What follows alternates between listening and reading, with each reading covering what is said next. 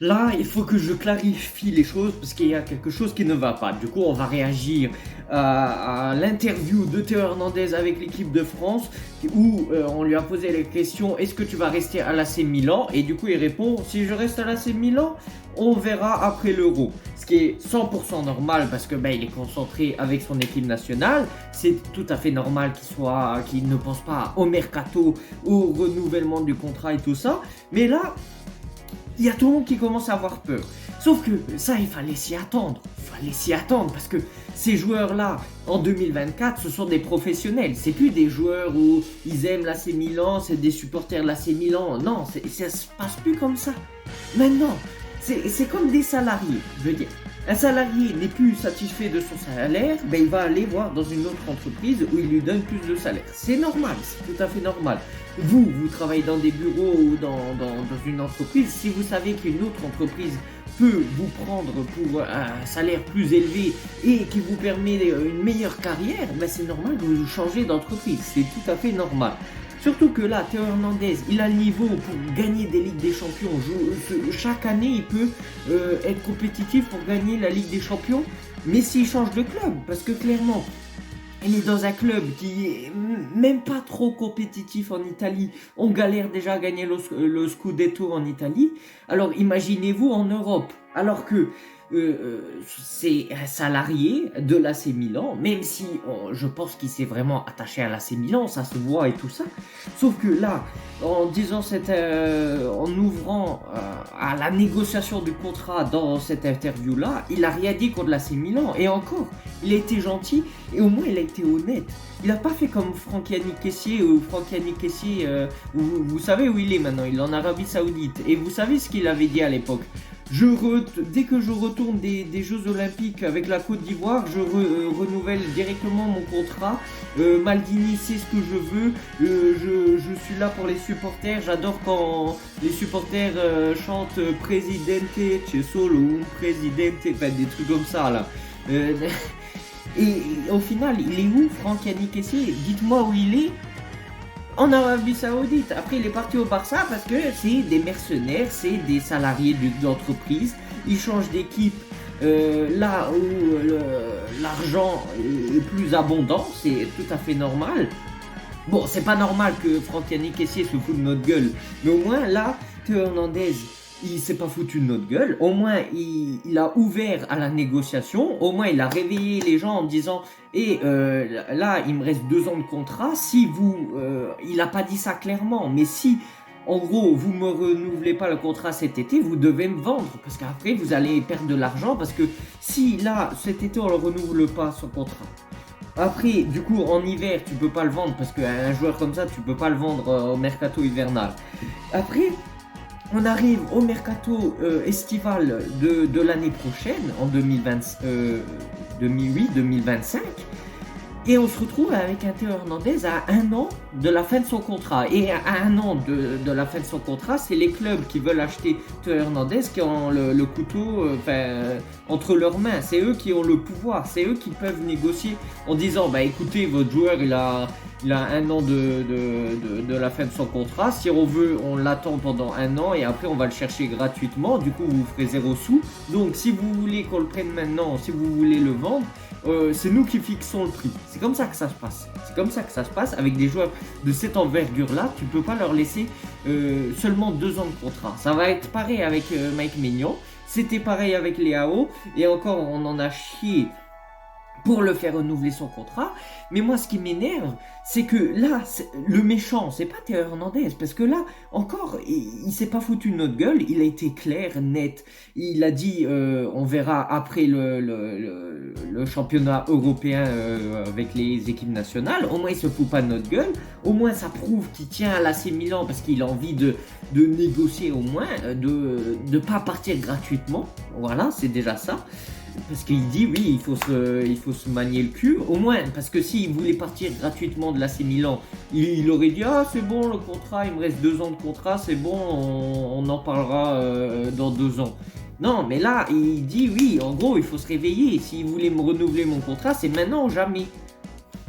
Sauf que avec Jerry Cardinal, et on en revient toujours à là, le fautif, c'est pas Théo Hernandez.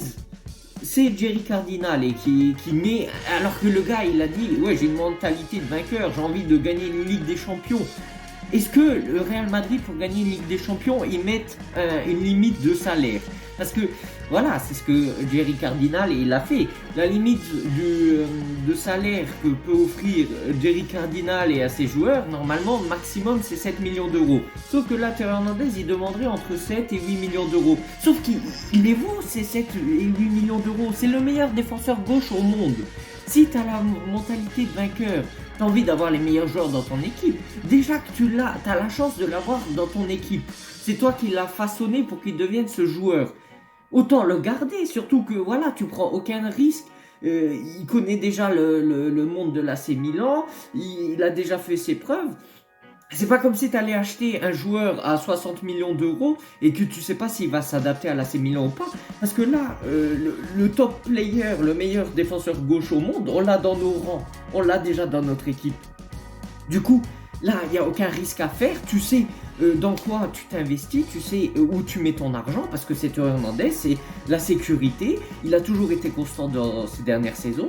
Et là, je veux dire, tu dois pas se foutre de notre gueule en disant j'ai la mentalité de vainqueur, alors que tu mets des limites salariales de salaire, parce que tu es un rat, tu veux pas payer les joueurs à leur juste valeur, alors que Théo Hernandez, c'est un joueur qui doit être dans un club pour gagner des Ligues des Champions, pas pour être deuxième de championnat à 20 points de l'Inter et faire la fête comme si on avait gagné la Coupe du Monde. Un peu de logique. Vraiment, Jerry Cardinale, c'est un rat, il veut pas le bien de l'AC Milan, il se fout de notre gueule. Fonseca, encore, c'est même pas la faute de Fonseca. Je veux dire, lui, c'est comme un salarié, il voit une opportunité. Bon, déjà, moi, je comprends pas. Moi, la place de Fonseca, je vois que j'arrive dans une entreprise, c'est pour faire une métaphore, parce que voilà, maintenant, le monde du football, les joueurs, c'est les salariés, et les clubs, c'est les entreprises. Moi, j'arrive dans une entreprise où je vois qu'il y a tout le monde qui me conteste, il y a personne qui me veut, ben, j'y vais pas. J'y vais pas parce que Fonseca, dès le premier match nul, parce que déjà qu'il est contesté alors qu'il a rien fait, il a même pas déposé ses valises à Milan. Vous vous rendez compte, il a même pas posé les valises à Milan, il est déjà contesté. Alors imaginez-vous, il fait un match nul, je sais pas, contre Frosinone, une connerie du genre. Il perd encore un derby, mais là c'est fini. On a fini la saison, c'est bon, on peut arrêter d'espérer au Scudetto. Et c'est comme ça que ça va se passer. Sauf que ce n'est pas de la faute de Fonseca. Moi, j'espère que Fonseca va faire le au mieux et qu'il va gagner tous les trophées possibles. Je l'espère. Sauf que c'est pas très crédible parce que si tu gagnes le Scudetto cette saison, admettons c'est une surprise et que la saison prochaine tu finis 10e, ben c'est pas étonnant.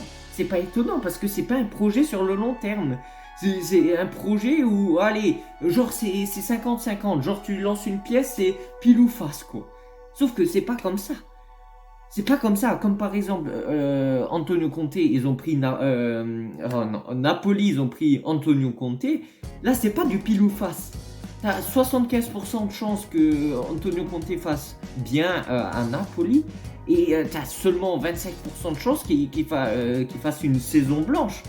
Mais pour vous dire, donc là pour revenir au sujet de Théo Hernandez, si tu as la mentalité vainqueur, tu as envie d'avoir les meilleurs joueurs dans ton équipe, en plus tu l'as déjà dans ton équipe, tu as juste à lui renouveler le contrat, à lui proposer un salaire qui est à la hauteur de la valeur du joueur, parce que s'il veut, Théo Hernandez, il va au Real Madrid, il se gagne dans sa carrière, je sais pas, il lui propose un salaire de 12 millions d'euros parce qu'il lui mérite. En plus, Théo Hernandez, c'est un Madrilène, il a été formé à Madrid, enfin je veux dire, voilà, en plus il parle espagnol, je veux dire, il est moitié français, moitié espagnol, je veux dire, voilà, il n'y aurait aucun souci. C'est à nous, limite. Après, on n'est plus dans l'époque où Maldini renouvelait des contrats sans problème, sans regarder ou quoi. Pippo Inzaghi, Baresi renouvelaient les contrats sans problème. On n'est plus dans cette période-là. Maintenant, le football, il a changé, comme dirait Mbappé. Et voilà, en parlant d'Mbappé, si, par exemple, Mbappé, on sait qu'il est fan de l'AC Milan. Si on voulait qu'il vienne à l'AC Milan, vous n'allez pas lui proposer un salaire de 8 millions d'euros. Ça paraît logique. Je sais pas, Haaland veut venir à l'AC Milan, tu lui proposes pas un salaire de 8 millions d'euros. Enfin, je veux dire, ça paraît logique. T'as envie d'avoir une Ferrari dans ton garage, tu vas pas faire une offre de 6 000 euros. Ça paraît totalement logique. Donc là, Théo Hernandez, il estime d'être un top player et nous, les supporters de l'AC Milan, nous le savons que c'est un top player, c'est un genre... c'est le meilleur défenseur gauche au monde. Donc si tu veux le garder, il faut le payer, c'est normal. Donc là, Théo Hernandez, ce n'est pas le méchant. Le méchant, ça restera toujours Jerry Cardinale. Moi, je ne suis pas un anti-système, un anti... Mais vous pouvez pas dire... Ouvrez les yeux. Vous pouvez pas dire que Jerry Cardinale veut le bonheur de l'AC Milan. Il en a rien à foutre. La preuve. Les contestations des supporters n'ont servi à rien. Que ce soit sur les réseaux sociaux et même dans la vraie vie au stade, en leur mettant des pancartes. Faites pas genre qu'ils l'ont pas vu, les pancartes. Et ils disent... On ne veut pas d'un entraîneur médiocre. Et qu'est-ce qui nous ramène Fonseca? Mais genre, eux, ils nous pissent à la gueule. Ils en ont rien à foutre de nous. Ils en ont rien à foutre. Ils pensent qu'à leur portefeuille. C'est pas possible. Donc, là, si Théo Hernandez voulait le renouveler son contrat, vous lui proposez un salaire à la hauteur de ses attentes et de sa valeur. Parce que sinon, ça ne va pas le faire. Et on ne peut pas devenir compétitif si on perd tous nos joueurs comme ça. Bon, dites-moi ce que vous en pensez dans les commentaires. N'hésitez pas à aller voir la dernière vidéo que j'ai fait sur l'Euro du match Italie-Albanie. Parce que voilà, je l'ai sorti très tard. Du coup, il y a certainement beaucoup de personnes qui l'ont loupé. Mais voilà. Sur ce, on se retrouve pour une prochaine vidéo. Je sais pas, ça sera une vidéo mercato, je sais pas, j'espère que Zirkzee vient à l'AC Milan au final, parce que voilà, mais même là, c'est pas forcément Zirkzee et son agent les méchants, ça reste toujours Jerry Cardinale et qui va acheter des joueurs, mais à sa façon, sauf que c'est pas comme ça que ça se passe. Genre, je sais pas, il y a un vendeur de fruits et légumes au marché, s'il dit que le prix c'est 10 € le kilo pour des fraises, il y en a un qui arrive, il lui dit ok, c'est 10 € le kilo. Ben moi je vous propose 5 € le kilo. 5 € le kilo. Et ça sert à quoi de fixer des prix si au final, encore tu peux négocier un petit peu. L'agent de Zirkzee, il demande 15 millions d'euros. L'AC Milan ne veut pas dépasser les 10 millions d'euros, mais je sais pas, mettez-vous d'accord. Et même ces agents là, les agents des joueurs, c'est vraiment une honte. Mais je veux dire, ils sont aussi, c'est aussi des rats, c'est autant des rats que Jerry Cardinale. Bon, dites-moi ce que vous en pensez dans les commentaires.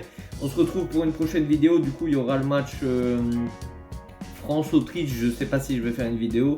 Il y aura des grosses nations qui vont jouer, l'Angleterre et tout ça, je sais pas. Ah, aujourd'hui, dimanche, il y a le foot encore. Ah ben, je verrai bien. Je verrai bien, peut-être que je vais sortir une vidéo aujourd'hui selon les chaînes qui diffusent. Mais en soi, j'ai les chaînes pour regarder. C'est juste, ça dépend si ça m'intéresse ou pas. Mais voilà, en tout cas, ce qui est sûr, il y aura sûrement une vidéo sur Espagne-Italie. Mais voilà, on se retrouve pour une prochaine vidéo. Ciao, ciao. Wake up, today's gonna be a good day. Wake up, today's gonna be a good day. Wake up, today's gonna be a good day. Wake up, today's gonna be a good day. Wake up, today's gonna be a good day.